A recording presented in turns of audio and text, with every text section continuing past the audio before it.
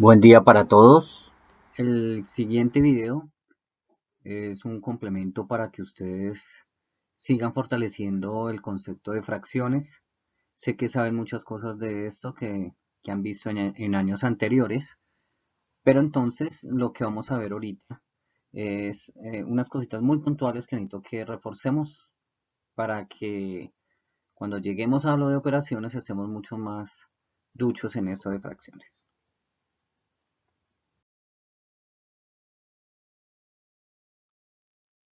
Bien, comencemos. Esos cuatro temas que estamos planteando, que vamos a plantear, que tienen que ver con algunos elementos de las fracciones, que tienen que ver con cómo se leen las fracciones para no equivocarnos, lo de representación de las fracciones y el último tema es lo de fracción irreducible. Entonces, en esta primera parte vamos a mirar algo acerca de los elementos. Primero, ¿qué es una fracción? Una fracción es un número que se obtiene de dividir un entero en partes iguales. Es decir, un objeto o un conjunto que se va a dividir en partes. Entonces, eso debe tener una representación y la representación de las fracciones es colocar un número sobre otro número. Obviamente ya empezamos a darle nombres o han escuchado estos nombres. Entonces, ¿cuáles son esas partes de una fracción? Entonces, hay una línea fraccionaria que es la que me va a partir o me va a separar más bien esos números enteros. Entonces se la llamaríamos raya fraccionaria o línea fraccionaria. El numerito que esté en la parte superior ya sabemos que se llama numerador y en la parte inferior denominador. Bien, entonces el numerador pues nos dicen que es el número de partes que se considera de la unidad o del total, de lo que sea, ya sea un conjunto o sea una torta, es el número de partes que se considera o que se toma o que en algunas veces en algunos ejercicios que tenemos que hacer en la parte sombreada, entonces es eso, el número de partes que se considera o se toma o se sombrea, ¿listo? Y el denominador, pues es el número de partes en que está dividida esa unidad o ese total o ese todo que tenemos, ¿ok? A medida que vamos en este curso vamos a mirar las distintas representaciones, las distintas interpretaciones de las fracciones. Eh, Obviamente hay la representación gráfica, pero también podemos ver los distintos contextos de esas fracciones. Existe la fracción parte todo, existe la fracción como operador, la fracción verla como cociente, existen las fracciones decimales, en fin. Pero aquí en este primer apartado simplemente tener esos nombres de referencia para no tener que decir el número de arriba, el número de abajo, no. Decimos numerador y denominador, ¿ok? Bien.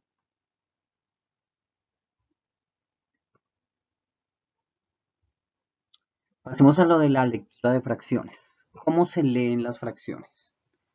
¿Será que esa fracción que está ahí copiada la podemos decir que mm, la podemos llamar 1 a la 2? O tal vez un dosavo o 1 y 2. Pues yo diría que no es la mejor manera de nombrar esa fracción. ¿Ok? Ninguna de esas tres es la manera adecuada para nombrar eso. Entonces, aquí tenemos cómo hacer lectura de las fracciones. Entonces, si en el numerador aparece un número entero, ese número entero se lee igual. Entonces acá iríamos 1. Y abajo, acá tenemos un 2, sería medios. Quiere decir que eso quedaría un medio. Eso sería un medio, ¿no? Ya empieza si ya sabemos que el de arriba, no importa el número que tengamos, digamos que tengamos un 5 y aquí un 9. Entonces el de arriba se lee normal, entonces esto sería 5 y abajo 9, no se dice 9, sino diríamos novenos. Entonces, para entender mucho más esto, aquí empezamos a trabajar y mirar y buscar los números y buscar y dar más ejemplos. Entonces acá tenemos, por ejemplo, 2 tercios. ¿Por qué? Porque por arriba tenemos un 2 y abajo el 3 se llamaría tercios. Si tenemos en el denominador un 4 sería cuartos, entonces aquí por ejemplo tenemos un cuarto. Tenemos aquí 3 quintos, tenemos abajo un 5 en el denominador, llamaríamos quintos, y seguiríamos. Si aparece un 6, pues sería sextos, si aparece un 7, séptimos, octavos, novenos y décimos, llegamos hasta ahí. ¿Por qué? ¿Qué pasa si hay un 11 en el denominador? ¿Qué pasará? Entonces empezaremos, de ahí para adelante vamos a agregar esa terminación avos, eso que está en rojo, lo vamos a agregar. Sigue normal, arriba llamamos 2, entonces si abajo es 11, ya no es, se nombra el 11 y le agregamos el avos, entonces aquí sería 2 onceavos. ¿Listo? Aquí entonces de pronto tenemos un 3 y acá tenemos un 24, entonces sería 3 veinticuatroavos. 3 veinticuatroavos. Y así sucesivamente. O sea que a partir del 10, esa terminación avos, el que está en rojo, se le agrega al número del denominador. Entonces 24avos, 36avos, 15avos, etc. Pero hay una excepción.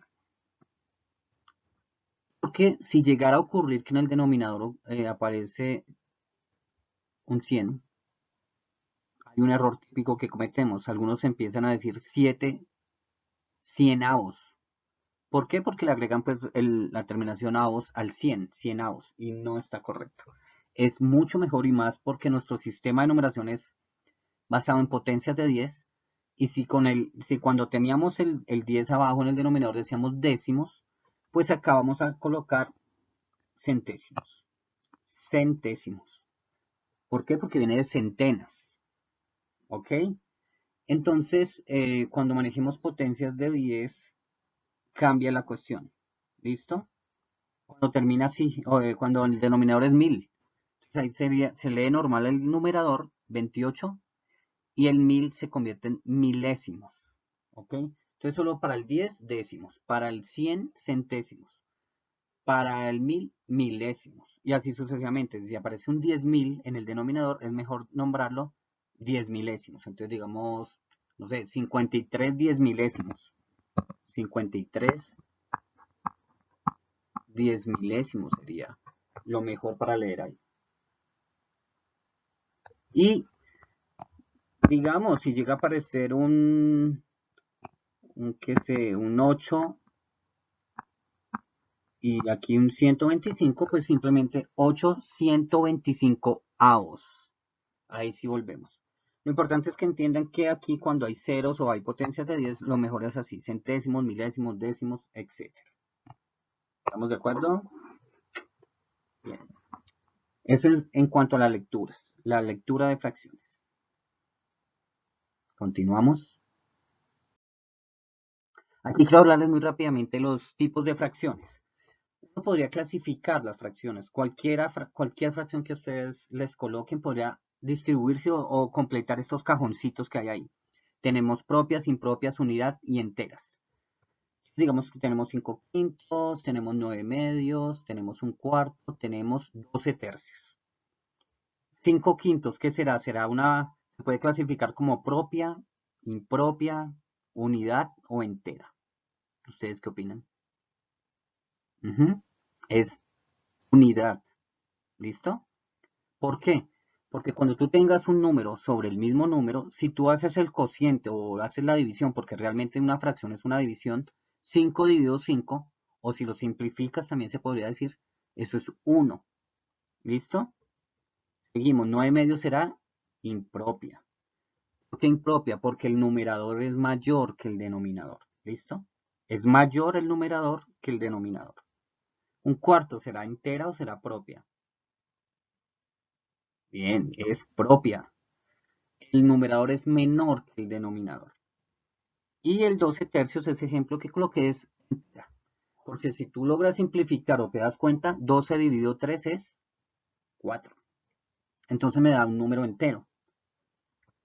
Aquí tengo unas representaciones. Mire que un cuarto entonces podría ser esa representación gráfica. 9 medios, mira cómo lo estoy representando.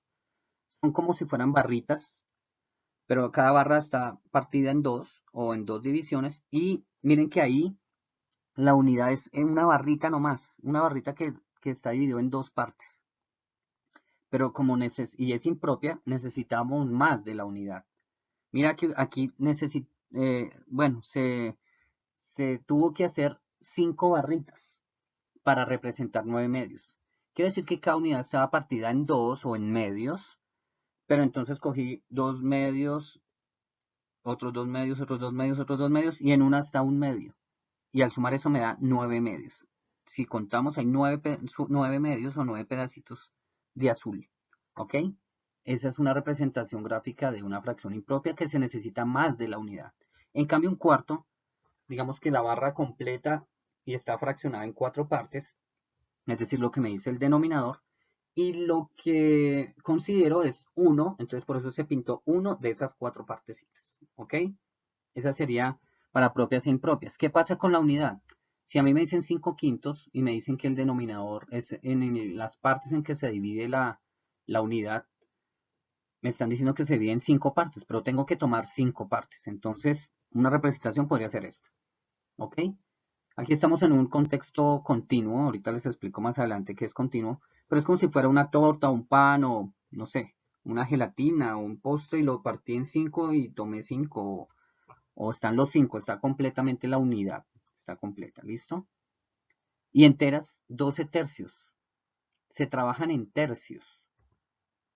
Puede ser esa, una circunferencia partida en 3 partes con la misma área, cada parte, sí, perfecto, pero ahí ¿qué tendríamos? Ahí tendríamos 3 tercios. Parece ser que se requiere más de una unidad, como las impropias. Pero sí, sí es así porque realmente las enteras son también fracciones impropias. Sino que al dividir me da un entero, un número entero. Entonces miren que ahí tendría simplemente en esa representación 3 tercios. Entonces requiero otras. Y mire cuántas unidades fue que utilizar, 4 unidades.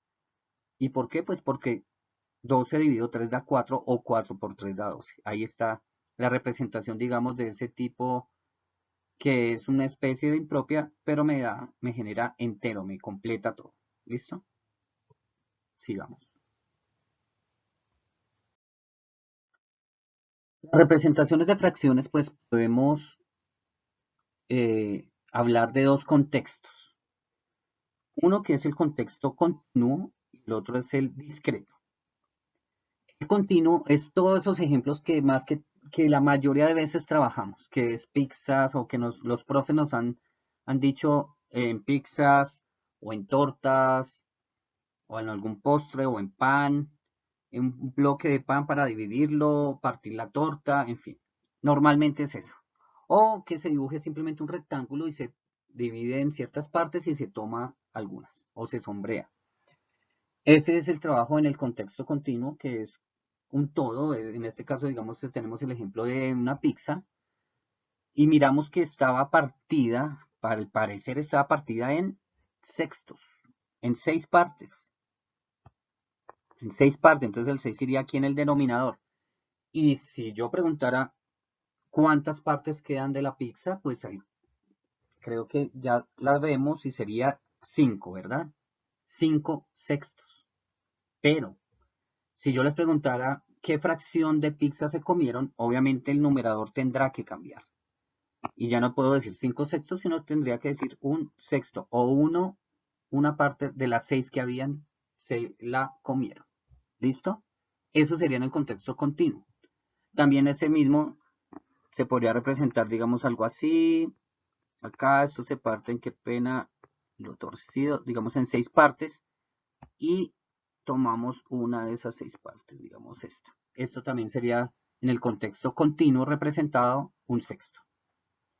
¿Qué pasa con el discreto? El discreto, la fracción también puede aplicar, pero cambia algo. Es que el contexto discreto se trabaja en conjuntos de elementos. Es decir, que no es apropiado, digamos, coger esa lata de atún y dividirla así. No, si solo hubiera una lata y de pronto me dijeran saque la mitad del contenido de la lata, pues obviamente uno mira y saca la mitad y la unidad sería un atún.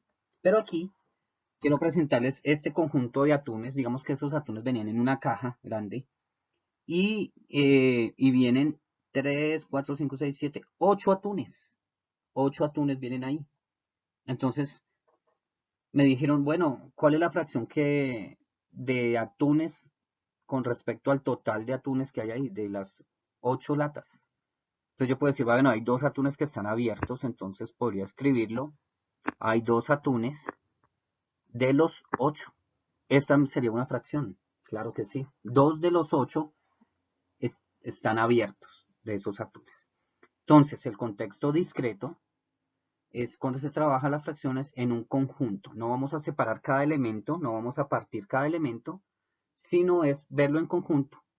El contexto discreto, ejemplos clásicos sería un número de canicas en un conjunto de canicas de colores se pueden diferenciar, o en un conjunto, en un grupo de personas, diferenciar cuál es la fracción de niñas y cuál es la fracción de niños, cuántos niños del total, cuántas niñas en total. Entonces, ese es el contexto discreto que se trabajan las fracciones cuando hay un conjunto de elementos, que no se divide el elemento como tal.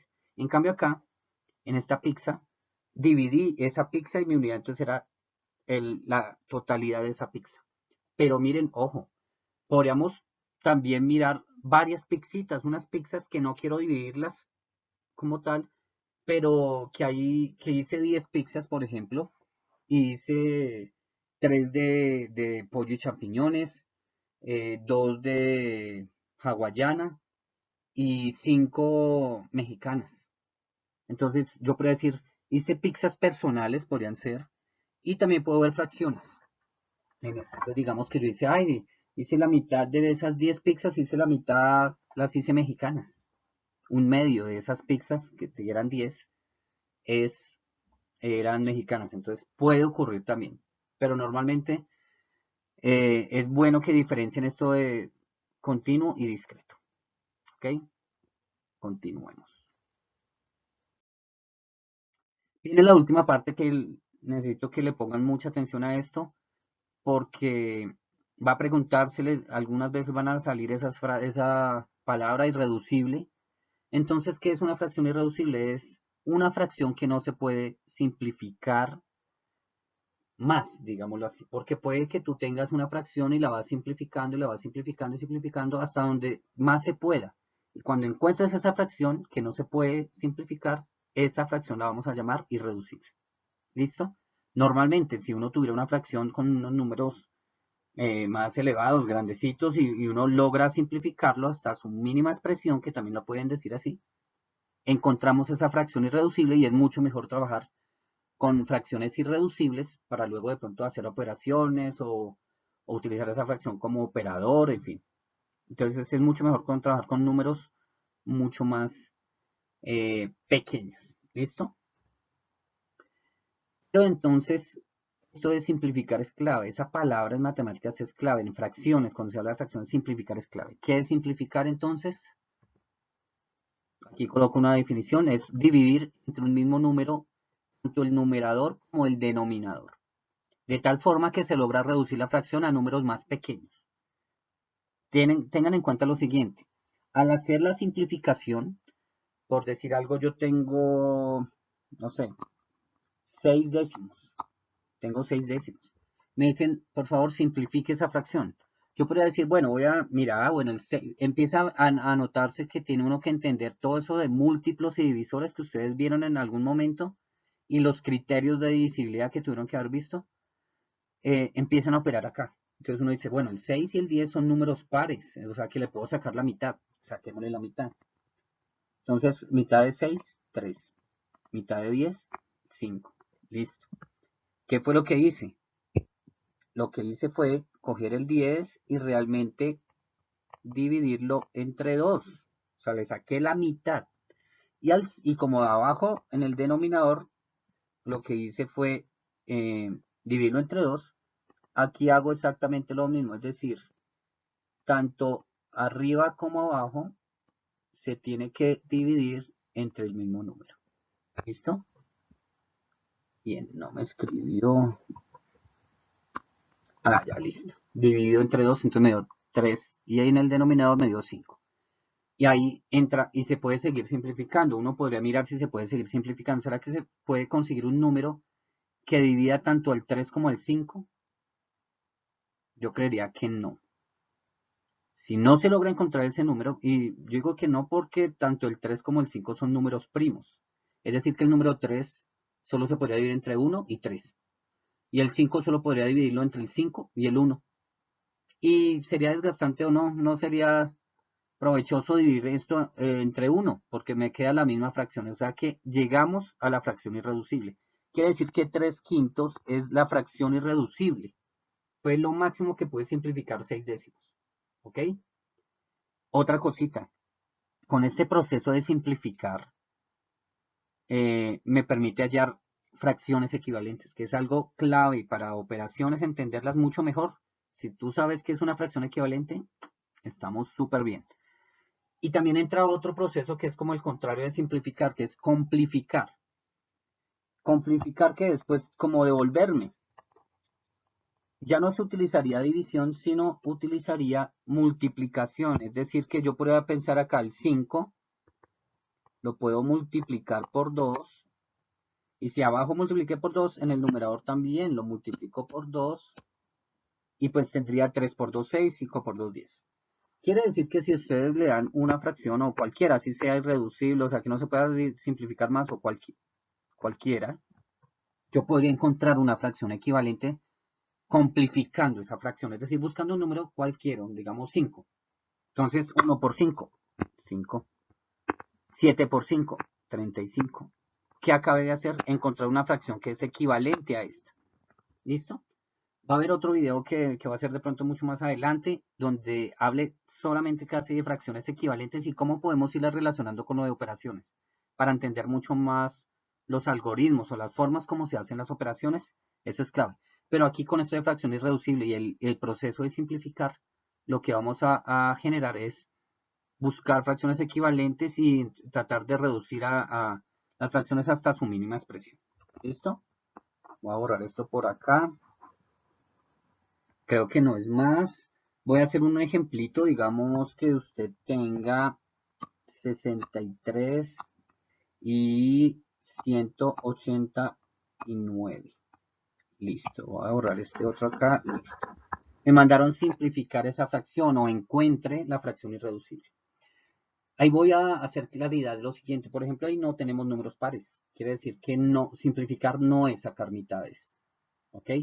Y si el de arriba, digamos, fuera un 68, sí le podría sacar mitad, pero el de abajo 189 no. Entonces no puedo dividir entre 2, ni arriba ni abajo, mejor dicho. No podría simplificar ese proceso, no podría hacerse.